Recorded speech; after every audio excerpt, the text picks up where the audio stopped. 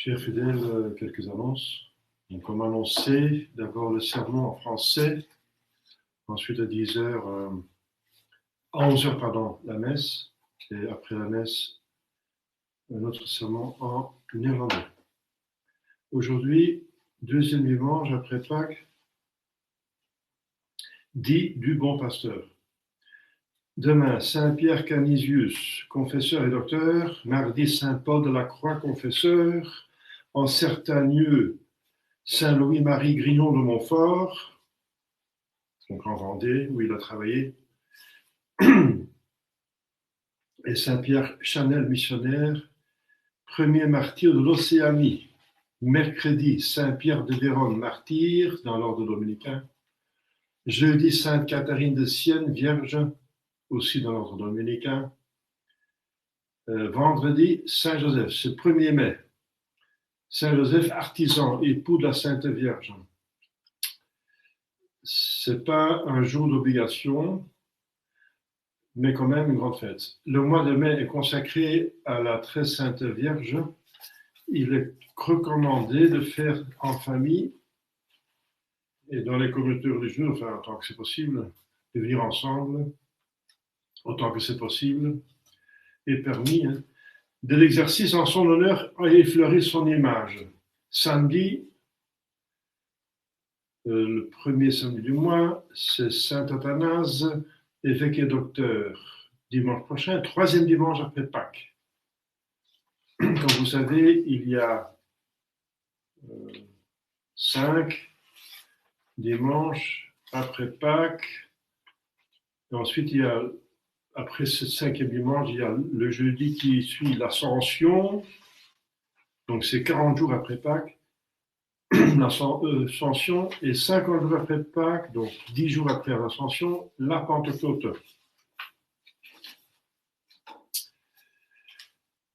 Donc, pour le reste, il n'y a pas d'annonce particulière, mais bien sûr, on est en train de faire une collecte pour la location, donc continuer le lieu pour les francophones de Metz après le confinement.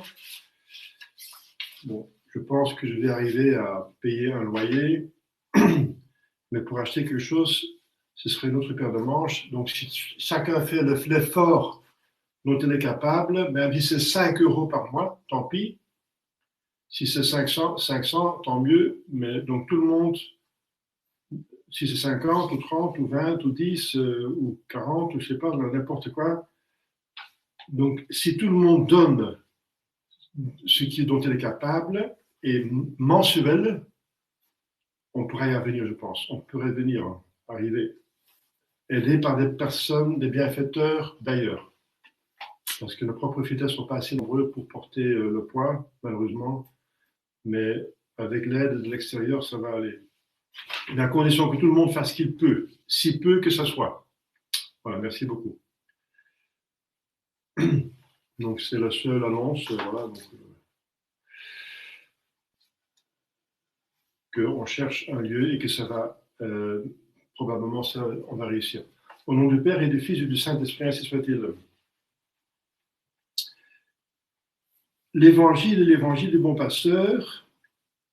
Donc, vous êtes priés de lire l'évangile avant la messe. Il est assez court, n'est-ce pas? C'est pas compliqué. Donc, Jésus compare, je veux dire, ou comparait à l'époque, mais toujours comme ça, n'est-ce pas? Jésus est dans l'éternité. Il comparait dans son office de prendre soin des âmes, donc le pasteur, il compare son soin des âmes avec un pasteur qui prend soin de brebis. Bien sûr, la première remarque qu'on fait, aucune comparaison n'est parfaite. Parce qu'une âme a une valeur quasi infinie. C'est un esprit qui est créé pour Dieu et elle va participer à Dieu. C'est son état de grâce et ce sera la gloire dans le ciel. Donc, ça a un aspect de valeur infinie.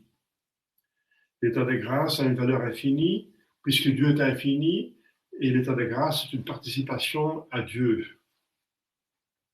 Donc, en soi, ce n'est pas un être infini. Il est infini dans ce sens que c'est un esprit qui ne va pas mourir. Les esprits ne se corrompent pas. Dans ce sens, il est déjà naturellement infini, mais pas en valeur. En valeur par rapport aux choses sensibles, d'une certaine façon, oui. La différence entre quelque chose de sensible, même si c'est un animal très soi-disant intelligent, et une âme, donc un esprit, est encore quasi infini. Donc l'âme, dans sa nature, est déjà une grande valeur, mais vu sa destinée, elle reçoit une infinité de plus, une participation à Dieu. Donc, par rapport à un animal comme une brebis, c'est déjà là qu'il faut prendre la distinction parce que Jésus dit que le bon pasteur donne sa vie pour ses brebis. Bon, dans le cas qu'il s'agit des âmes, ça c'est tout à fait compréhensible. La valeur d'une âme est quasi infinie, c'est pour ça que Jésus, n'est-ce pas, il dit à des saints, dans des révélations privées, qu'il a voulu subir la passion pour chacun de nous. Toute la passion qu'il a subie, il va vous le faire pour chacun de nous, pour une seule âme. Mais il a fait, de fait, pour toutes les âmes, des milliards d'âmes qui vivent sur Terre, et ceux qui ont été déjà sur Terre, ceux qui sont partis. Il a mérité toutes les grâces pour toutes ces âmes d'aller au ciel. Et voilà, donc ça dépend de leur volonté de collaborer avec cette grâce que Jésus a obtenue. Donc il a donné sa vie pour nos âmes. Mais vous comprenez qu'un pasteur de brebis ne va pas risquer sa vie pour un animal. C'est même interdit par la morale. Donc la comparaison est un petit peu, voilà, un peu fragile, mais Jésus utilise bien sûr les comparaisons qui ont rapport avec des choses que les gens comprennent. C'est des gens, à l'époque, pas trop lettrés, n'est-ce pas? Donc ils étaient encore agriculteurs, viticulteurs, aussi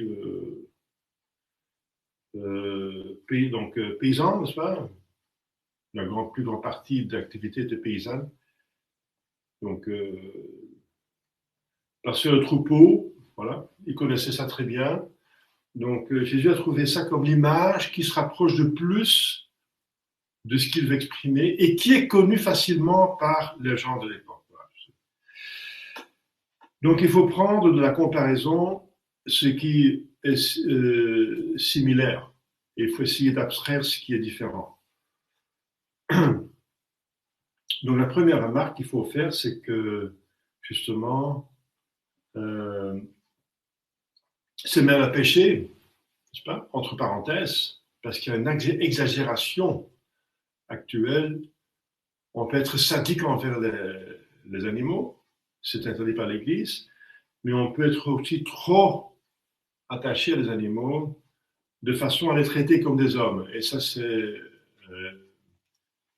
un mépris implicite de l'homme, qui est le chef-d'œuvre de Dieu. Donc, ça s'attaque à Dieu parce que l'homme a une image de Dieu. Son âme, c'est l'image de Dieu, ce que l'animal n'a pas.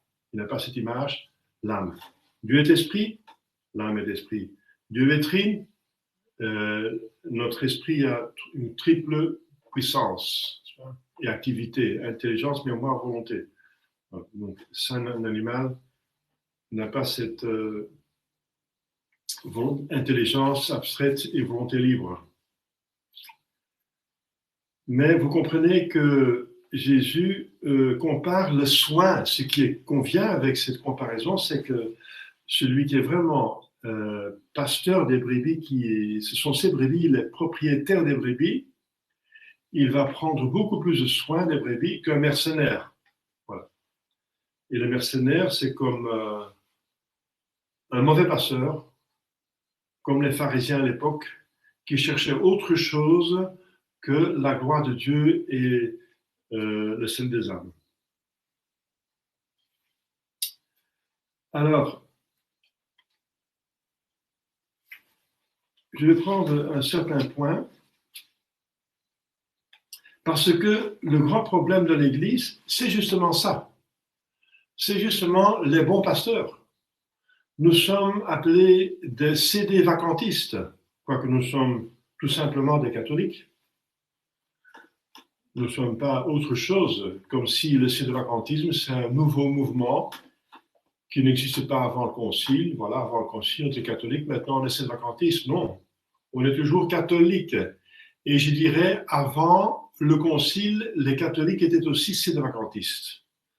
Dans ce sens que, pour commencer, entre la mort d'un pape et l'élection d'un pape, il n'y a pas de pape, on l'accepte.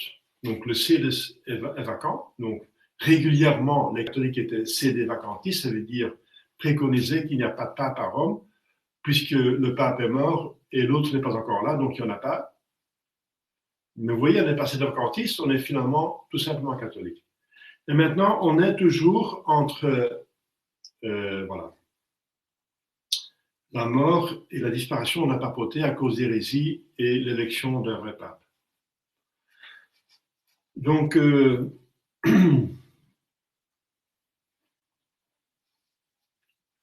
il y a un grand problème de pasteur, puisque le pasteur, il prend soin. Donc, il s'agit de la pastorale, prendre soin des âmes. Et la pastorale remonte spécifiquement de la juridiction. Il faut avoir permission de s'occuper d'âmes. Donc, ça doit être organisé. Il faut départir les tâches. Il faut attribuer à chacun la tâche dont il est capable. Et il faut départir le territoire et la quantité de personnes dont on s'occupe, et la catégorie de personnes dont on s'occupe. Donc, un prêtre s'occupe des jeunes mariés, ou d'autres s'occupent des jeunes pour le catéchisme, l'autre pour les mouvements de jeunesse, l'autre pour il est aumônier aux armées, l'autre est aumônier dans les prisons, l'autre s'occupe de l'enseignement, l'autre s'occupe des personnes âgées, des malades, etc., etc., etc., etc. L'autre s'occupe de vérifier les écrits, hein, la censure. Justement, ça appartient à un bon pasteur de voir s'il n'y a pas de poison qui circule, parce que le loup qui ravit les brebis, eh bien, c'est justement l'hérétique qui tue la vie surnaturelle des âmes en infusant un poison, n'est-ce pas, en les arrachant de Dieu, de la vérité. Donc, voilà. Donc les loups, les ravisseurs, sont justement les hérétiques et les schismatiques. Il s'agit de ça, n'est-ce pas? Il s'agit de l'esprit. L'âme, c'est le monde de l'esprit. Et cette comparaison avec le pasteur, son troupeau, pointe à cette réalité de la pastorale surnaturelle, spirituelle de l'Église. Eh bien, il y a un manque de papes, puis il n'y en a pas. Il y a un manque de bons évêques. C'est très pressant, n'est-ce pas? On a besoin de bons évêques. C'est très difficile à trouver. Je suis en train de dresser une liste de quel évêque est vraiment validement ordonné prêtre, parce que pour un sacre valide, il faut d'abord une ordination valide. Saint Thomas l'a dit explicitement que quelqu'un qui n'est pas prêtre ne peut pas être sacré évêque. Ça veut dire que le sacre est invalide s'il n'est pas prêtre, si le sujet n'est pas prêtre. Donc il faut d'abord vérifier la validité de l'ordination sacerdotale, ensuite la validité du sacre, et ensuite il faut encore regarder s'il n'est pas quelque part hérétique ou schismatique. Et s'il fonctionne bien, parce qu'il y en a qui sont malheureusement qui ont défroqué, même si c'était bons évêques, c'est-à-dire point de vue d'ordre validité et pas hérétique du tout, mais sont allés avec une femme, ça a aussi existé, n'est-ce pas? C'est la catastrophe. Le diable, il rôde, il essaye de faire tomber les prêtres et les évêques de toute façon. Il ne sait pas avec la tête, avec autre chose, n'est-ce pas? Si ce n'est pas l'hérésie, c'est encore autre chose, c'est l'immoralité. Alors, cet évangile est donc très, très, très réaliste pour nous. On a besoin de bons pasteurs. Où sont les prêtres? Où sont les prêtres qui ont une ordination valide? Vous direz, oui, la fraternité Saint-Pédis. Eh bien, ça commence déjà à fléchir. Ils ont introduit des sujets qui sont convertis du Novus Ordo et qu'ils n'ont pas réordonné. Et l'ordination au Novus Ordo étant invalide. Donc ça commence à dégringoler. Alors, point de vue de l'hérésie, etc., et le schisme, eh bien, je ne vais pas en répéter les choses, mais vous savez qu'il y a tout à fait une dérive extraordinaire. Donc, et alors, les sédvacantistes, n'est-ce pas? Bien, dans mon sédvacantiste, il y a un petit peu de tout encore. Hein. Le diable, il fait bien son travail. Vous savez, j'ai trouvé récemment le 3e secret de Fatima, rédigé par Don Luigi Villa, qui était envoyé par Padre Pio, le grand saint, n'est-ce pas? Enfin, pas canonisé, mais nous savons tous qu'il est saint. Donc il est fiable, c'est un homme de confiance de Padre Pio. Eh bien, Don Luigi Villa a été envoyé par Padre Pio à Pie XII pour, dans le Vatican, sous l'égide sous la guidance, sous la responsabilité de cardinal Ottaviani, de démasquer les francs-maçons. Et le cardinal Ottaviani était au courant du 3e secret de Fatima. Et il a communiqué à Don Luigi Villa. Don Luigi Villa a publié. Alors, c'est très intéressant. Bien, il dit, entre autres, que le diable régnera dans la 2e moitié du XXe siècle. Il régnera sur le monde et seulement alors. C'est très intéressant. Il régnera sur le monde. Alors, ça explique les problèmes que vous avez eus, et moi aussi. Moi, en tant que prêtre, n'est-ce pas, j'avais la vocation, les prêtres, et j'ai fait des grands exorcismes. Vous vous rendez compte, un moment où le diable règne sur le monde, c'est lui le chef, par non-intervention de Dieu. J'essaie d'éviter d'utiliser le mot permission parce que ça pourrait être très mal interprété. Jésus est toujours roi, mais quand même, il donne la possibilité au diable de nous tenter, et la force que le diable a, c'est dépend aussi de ce que donnent les hommes. Le diable, autant de force qu'on lui donne, eh bien, les hommes vont lui donner beaucoup de force, apparemment. Donc, il y a un grand problème, n'est-ce pas? Le diable règne sur le monde, et alors, et seulement alors. Ça veut dire que ça n'a jamais arrivé avant, et que ça n'a jamais pu arriver après. Nous sommes dans des temps quand même très difficiles, les temps de la grande apostasie, et ça explique pourquoi un prêtre, n'est-ce pas, qui est en ordre, excusez-moi, en toute humilité quand même, j'essaie d'être en ordre en tout cas, surtout le point de vue, et je sacrifie tout à cela, comme il faut, hein, Dieu avant tout, et que malgré ça, n'est-ce pas, donc, alors, en faisant aussi des grands exorcismes, qu'on a des problèmes. Bien sûr, on a des problèmes, parce que le diable, il se venge. Alors. Ça explique un petit peu les problèmes que j'ai eus les dernières années, les difficultés, et aussi que malgré les difficultés, ça avance quand même. Donc, Dieu a la dernière parole. Bien sûr, Dieu est plus fort. Mais c'est pas facile. Alors, cet évangile est très important pour nous parce qu'il y a un manque de bons pasteurs. Où sont les prêtres? Où sont les évêques? Où est le pape? Ah. Voilà.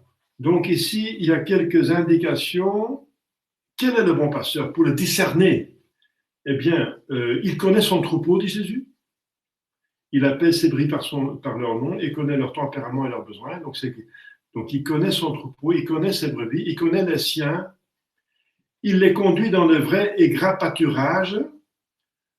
Ça veut dire qu'il a soin de les nourrir, spirituellement bien sûr, en leur distribuant le pain de la parole divine et les sacrements. Il marche devant elle, il marche devant. Ante eas vadit, dit Jésus. c'est-à-dire leur donne lui-même l'exemple de toutes les vertus, et ça contre les pharisiens, parce que les pharisiens n'étaient pas des hérétiques, ils disaient bien, mais ils ne faisaient pas bien. Leur comportement était scandaleux. Donc il donne l'exemple autant que possible. Ensuite, il veille sur elles, les brebis, nuit et jour, donc les âmes, veiller pour les défendre et préserver du loup. Ouais, quel est l'évêque qui organise, par exemple, la censure? C'est fondamental, n'est-ce pas? C'est dans le droit canon. C'est fondamental parce que le loup, c'est l'hérétique, justement. Eh bien, veiller sur l'hérétique, c'est organiser une censure. Chaque évêque va organiser un bureau de censure. Moi, j'ai été persécuté par un évêque sédevacantiste parce que j'organisais une censure, mais c'est incroyable. C'est le monde à l'envers. C'est pas, de ce point de vue-là, c'est pas un bon pasteur. Il laisse faire le loup, à ce moment-là, l'hérétique. Donc, il veille sur elles nuit et jour, dit ce père de l'Église, pour les défendre, les préserver du loup, c'est-à-dire les faux docteurs, des hérétiques, des ouvriers d'iniquité, qui rôdent autour d'elles, des âmes, cherchant à leur nuire et les dévorer. Donc, il faut organiser un contrôle, n'est-ce pas? Voir s'il n'y a pas des loups dans leur parage pour protéger la bergerie. C'est évident. Alors, que ne peut-il, selon ses désirs, extirper du milieu de son troupeau les mauvaises compagnies, les mauvaises lectures, les scandales de toutes sortes, les spectacles dangereux, voilà. Pensez à Internet. Hein. La vigilance est la première qualité des évêques et des pasteurs. Oh là là là là. Donc ça, c'est en allé avec Jean 23 et Claude 6. On ne va plus condamner, on va laisser faire par amitié avec les ennemis. Ben, c'est l'amitié avec le loup, quoi.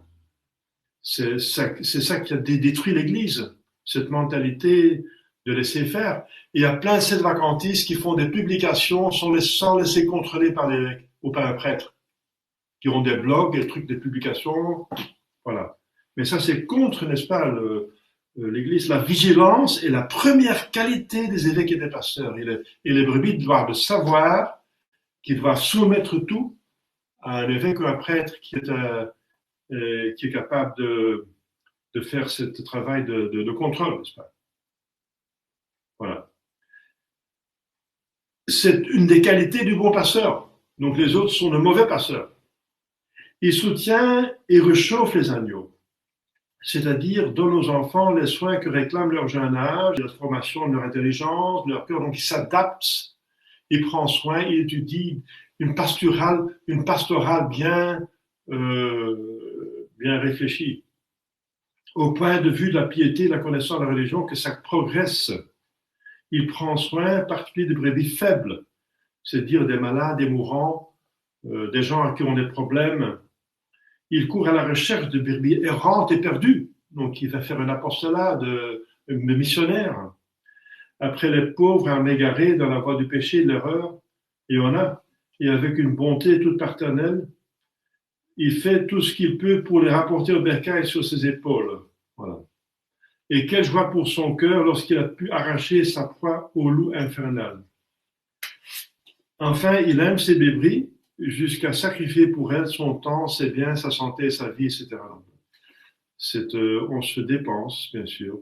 Dans les temps de guerre, de persécution, de peste, dit le Père d'Église, de peste, de pandémie, il expose et donne généreusement sa vie pour les sauver, semblable à la mère prête à faire de son propre corps un bouclier pour protéger son enfant et observer le précepte de Saint Jean.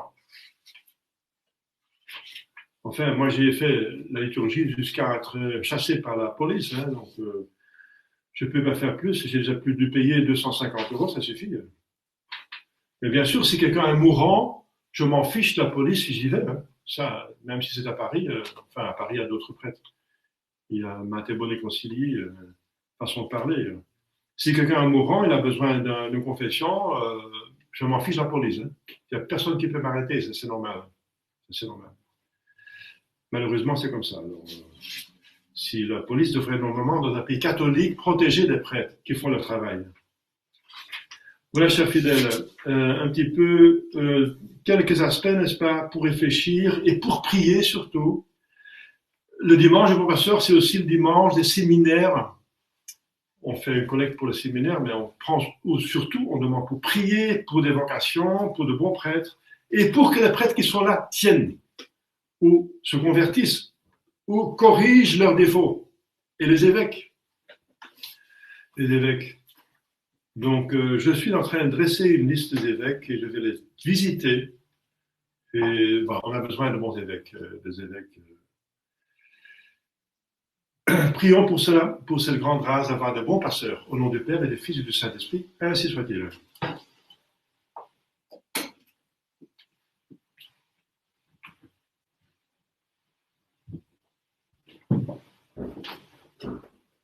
That's